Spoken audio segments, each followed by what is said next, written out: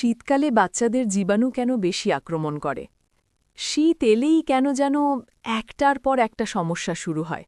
ঠান্ডা, কাশি, জ্বর আর সবচেয়ে ভয়ঙ্কর যেটা, জীবাণু।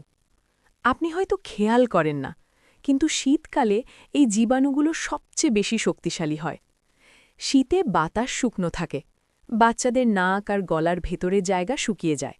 এই সময় জীবাণু ঢুকলে শরীর ঠিকমতো বাধা দিতে পারে না।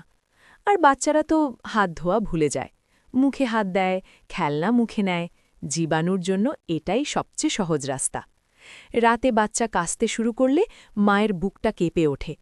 আবার জ্বর আসবে না তো, এই চিন্তায় ঘুম আসে না। আমরা অনেক মাই আননোয়িংলি কিছু ভুল করি। বাইরে থেকে এসেই হাত না ধোয়া, বাচ্চাকে বেশি ভিড়ের জায়গায় নেওয়া, ঠান্ডা লাগলেও পাত্তা না দেওয়া, ঘরে বাতাস ঢুকতে না দেওয়া। এই ছোট ভুলগুলোতেই জীবাণু বাসা বানায়। শীতে বাচ্চাকে বাঁচাতে চাইলে বাইরে থেকে এলেই হাত ধোয়ার অভ্যাস, নাক পরিষ্কার রাখা, ঘর বন্ধ না রেখে হালকা বাতাস চলাচল, গরম খাবার ও পর্যাপ্ত পানি আর অসুস্থ বাচ্চা থেকে দূরে রাখা। মনে রাখবেন, সব জ্বর বা কাশি ঘরোয়া কেয়ারে ঠিক হয় না। জ্বর ২-৩ দিনের বেশি থাকলে অবশ্যই ডাক্তার দেখাবেন।